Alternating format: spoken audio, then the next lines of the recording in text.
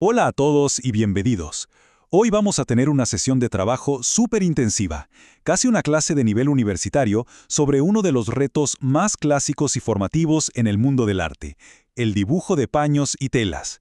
Vamos a usar material de la profesora Ana Capra para desarrollar un método paso a paso, para decodificar y representar la complejidad de las formas blandas. Miramos esto por un momento. Un paño, en una obra, nunca es solo un objeto.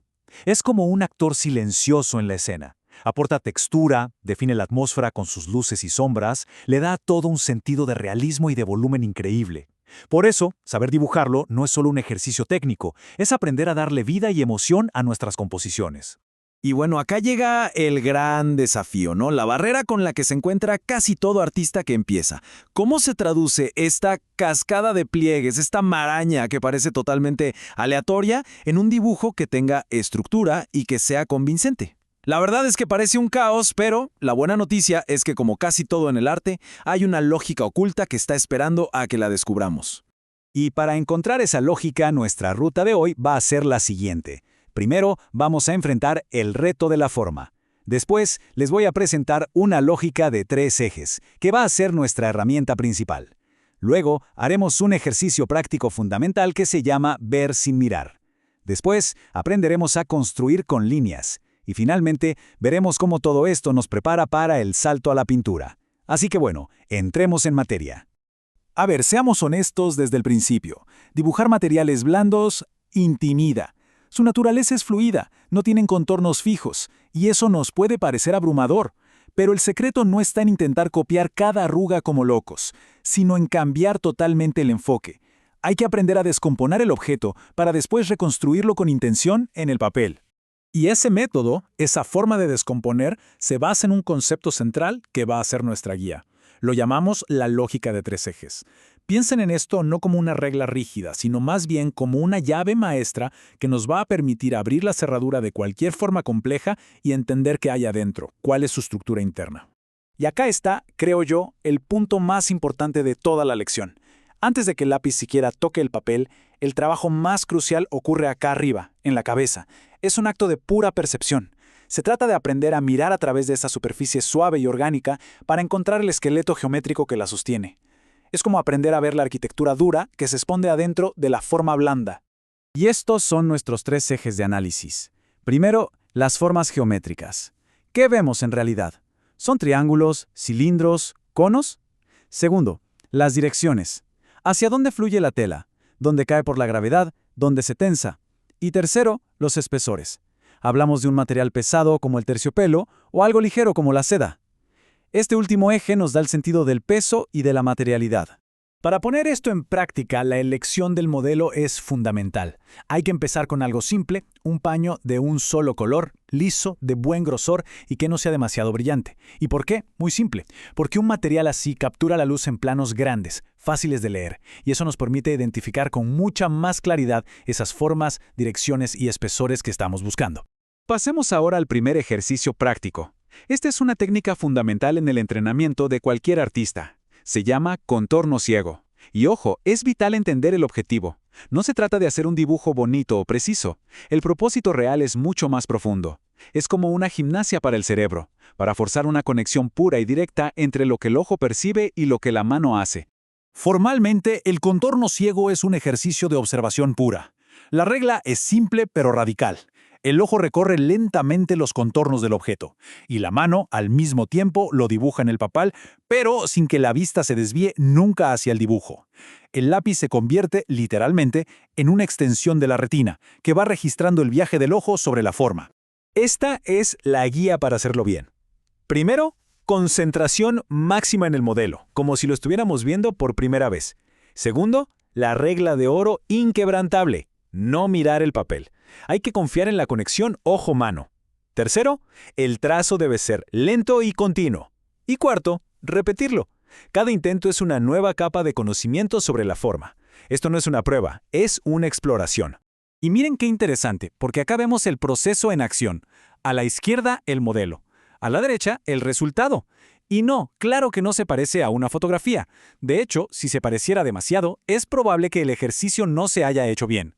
Este dibujo no es una representación estética, es un mapa analítico. Es el registro, como un sismógrafo, del viaje que hizo nuestra percepción sobre la superficie del objeto. Como bien subraya la profesora Capra, el valor de esta práctica es inmenso.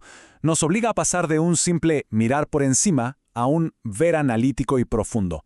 Este análisis de la morfología, o sea, de la estructura de la forma, es el cimiento sólido sobre el que vamos a construir todo lo demás.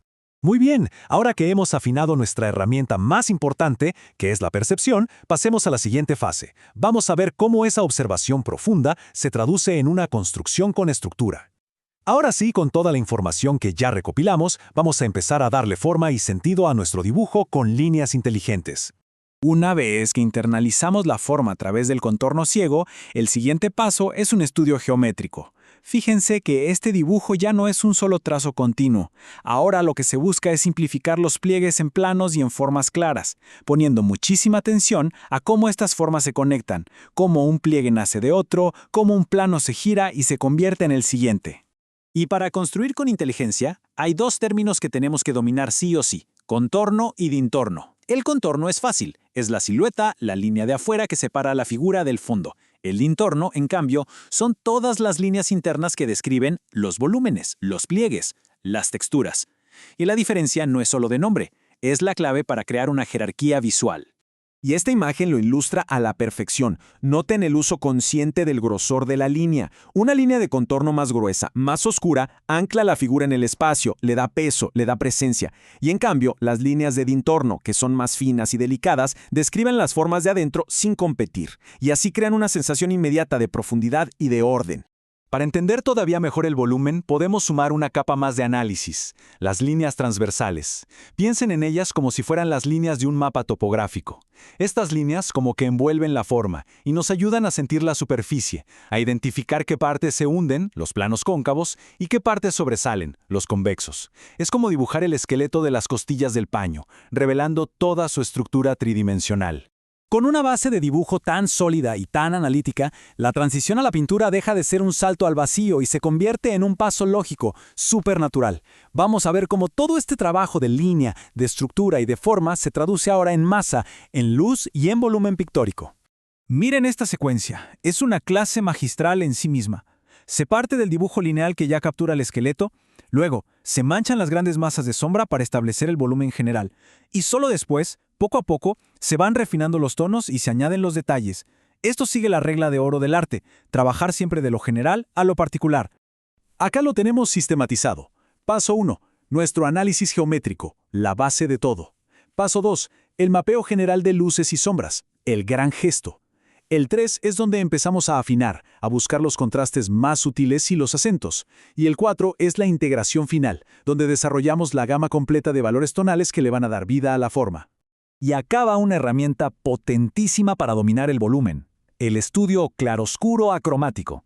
Al eliminar el color a propósito y trabajar solo con blanco, negro y grises, nos obligamos a concentrarnos exclusivamente en el valor tonal, porque es el valor, y no el color, lo que realmente crea la ilusión de tridimensionalidad en una superficie plana.